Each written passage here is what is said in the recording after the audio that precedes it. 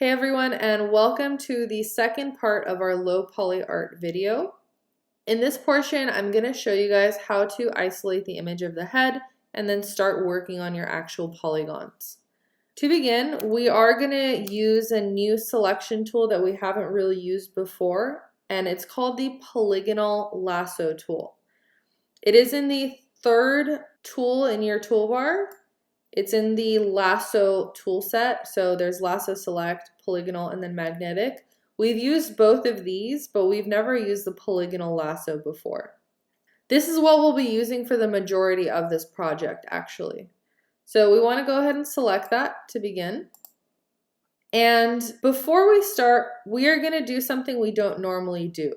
We're going to rasterize this picture of the cat that we created. So I'm going to right click it, and then I'm going to click rasterize. This makes it so they're flat pixels and it's no longer a smart object that's linked to another file.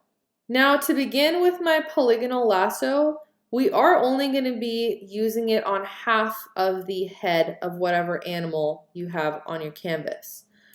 In this case, I want to use the left side of this cat. I think it's a little bit more clear and has a bit more detail, which means the right side of the cat is going to be deleted. So the easiest way to start is to create this line down the middle with our polygonal lasso tool. The way this tool works, by the way, is just by clicking like this. You make your selection with really straight lines, and then you just end where you started to finish it.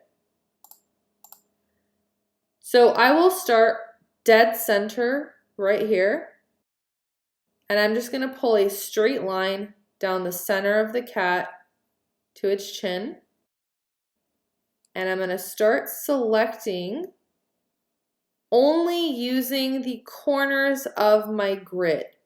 So this is going to be very much sharp and square. So for instance, I'm going to click right here, and you'll notice that your mouse will automatically snap to these corners as well. It wants to go there, which is convenient. So maybe I'll put another one here, here, and I'm just, again, following these little corners. You can still hold the space bar to move around if you need to. Even if it doesn't match perfectly, that's okay. It's still going to give you this really cool effect at the end.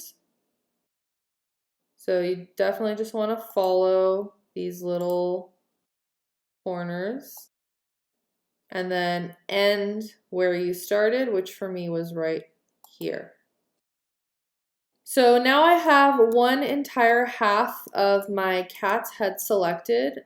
So we don't really need this second half anymore.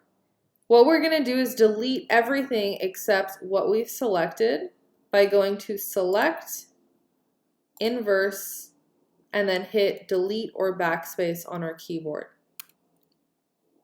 So now you should just see one half of your cat while the other half and the rest of the image have been deleted. This is a really good point to save. So I'm going to go ahead and go to File, Save as PSD.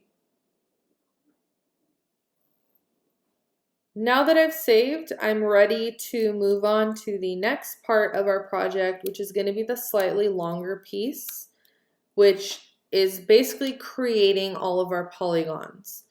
Now, I'm going to do this in a few different sessions because it's difficult to get it all done in just one solid session. So you guys will see a few parts from me. Initially, I will show you how to do some polygons, and then for the rest of it, I'll just kind of speed up my different sessions so you guys can see the end result a little bit more quickly. I am going to begin by deselecting anything I have selected by going to Select, Deselect. And I'm going to start with my polygonal lasso tool. So we are still using this. I'm going to go ahead and create one triangle to begin with. I'll start right here. It's a little difficult to see my triangles because I'm going over the grid, but they are there. And once I've selected it, as I have here, I'm going to go to Filter, Blur, and Average. What this does is it looks at everything that you've selected in that triangle, and it takes all of the colors to create one average color out of them. So I'm going to click that, and you'll see that it just created this nice solid brown color. Your triangles can be as large or as small as you'd like them to be. You don't want to make them too big because then it's going to be difficult to see any details in this image. So this is probably a little too small. You can go a little bit bigger, and you can even change the sizes up so you can do some big ones and some smaller ones. So I will just continue and create another one directly on top. You want to make sure you don't leave any like awkward spaces in between your triangles. And now that I've already applied one filter, one of those average filters, now when I go to filter again, I can just click last filter. The shortcut for that, if you want to get used to it, is for a Mac, Option Command F, and for a Chromebook or a PC, it's Alt Control F. So you can get used to clicking that if you don't want to come back to this menu every single time. Now I will just continue on and create more triangles. And I'll go ahead and start using that shortcut, which was for me Command Option F. For you guys, it might be Control Alt F.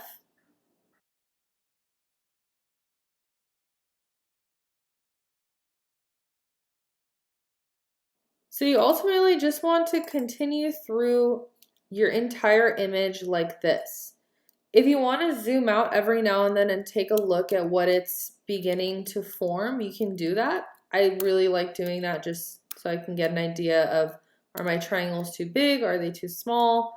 Or am I going in the right direction? So this is where I'll end the second part of the video.